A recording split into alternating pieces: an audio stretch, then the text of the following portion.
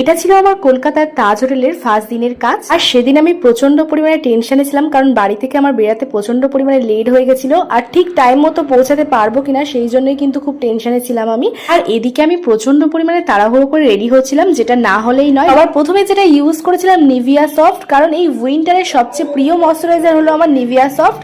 আর এরপর যেটা না দিলেই নয়, সানস্ক্রিন। কারণ যতই ঠান্ডা পড়ুক না কেন, বাইরে কিন্তু প্রচন্ড পরিমাণে রোদ ওঠে প্রতিদিন, তো তার জন্য সানস্ক্রিনটা তো ইউজ করতেই হবে, একটা মাস্ট। ডট এন্ড কি সানস্ক্রিনটা ইউজ করেছিলাম, ম্যাঙ্গো সানস্ক্রিন। তা এরপর একটু ব্লাশ দিয়েছিলাম একটু লাল লাল করার জন্য গালটাকে। উইন্টারে ইউজ করার জন্য ইনসাইডের এই ব্লাশারটা একদম বেস্ট ব্লাশার, কারণ এটা একটু অয়েলি আর ক্রিমি টাইপের। তো এরপর দেখো একটা ম্যাকের কম্প্যাক্ট ইউজ করেছিলাম। ম্যাকের এই কম্প্যাক্টটা ইউজ করলে কোনো রকম ফাউন্ডেশনের প্রয়োজন হয় না, তাই ম্যাকের এই কম্প্যাক্টটা ইউজ করেছিলাম। এটার কভারেজ কিন্তু পুরো ফাউন্ডেশনের মতনই দেয়। দেন একটা মেবলিনের লিপস্টিক পরে নিয়েছিলাম, আর এই শেডটা কিন্তু আমার ভীষণ ফেভারিট একটা শেড। আর মেবলিনের এই লিপস্টিক গুলো কিন্তু উইন্টারে পরার জন্য ভীষণ ভালো, কারণ ভীষণ ক্রিমি একটা লিপস্টিক। আর এই যে আমার ফাইনাল লুক, রেডি হয়ে গেছি। এই যে রেডি হয়ে সোজা একদম লোকেশনে চলে এসেছি, কলকাতার তাজ হোটেল।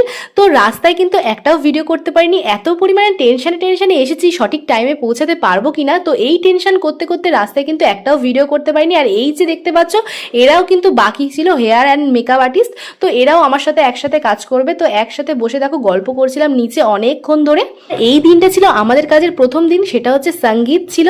তো তার জন্যই কিন্তু মেকআপ লুকগুলো করা হবে। তো অনেকক্ষণ নিচে অপেক্ষা করার পর আমাদেরকে ওপরে যেতে বললো, তো আমরা সোজা ওপরে চলে গেলাম। এখানে ঢোকার টাইম ছিল ডট 4টেতে, কিন্তু আমাদের আস্তে আস্তে লেট হয়ে গেছিল 4:30। কিন্তু আমি প্রচন্ড পরিমাণে তাই টেনশনে পড়ে গেছিলাম যে কি হবে, টাইম মতো ঢুকতে পারবো কিনা। তারপরে এসেও আমাকে এখানে প্রায় 1.5 ঘন্টা মতো বাইরে অপেক্ষা করতে হয়েছে। প্রায় 6টার দিকে কিন্তু আমরা ওপরে উঠে কাজ স্টার্ট করবো বলে উঠেছিলাম। আর এই যে দেখো ওপরেও কিন্তু উঠে আমরা এখানে ক্লায়েন্টের রুমে আমরা অনেকক্ষণ ধরে বসেছিলাম। আর এই যে দেখো ওপর থেকে একদম বাইরে, আর এই যে রুমটা থেকে পর্দাটা জাস্ট সরাতেই দেখলাম এই যে ভিউটা অসাধারণ লাগছিল কিন্তু ওপর থেকে একদম। আর প্রত্যেকটা রুমে কিন্তু এরকম একটা গ্লাস লাগানো রয়েছে, যেটা বাইরে থেকে ভিউটা পুরোটা দেখা যাবে। আর অনেকক্ষণ অপেক্ষা করার পর এই যে ক্লায়েন্ট চলে এসেছিল। আর এই যে দেখো এটা আমার ফার্স্ট মেকআপ লুক ছিল, এটা ছিল আমার সেকেন্ড মেকআপ লুক। আর ওরা কিন্তু প্রত্যেকে ভীষণ সফট এবং সিম্পল মেকআপ পছন্দ করে, সেটা তো আমি আগের ভিডিওতেই বলেছিলাম। বাঙালিদের মতো ডিপ মেকআপ কিন্তু ওরা একদমই করতে পছন্দ করে না। আর ওদের ড্রেস কালেকশন গুলো দেখেই বুঝতে পারছো, প্রত্যেক জনের ড্রেস কিন্তু ভীষণ সুন্দর ছিল।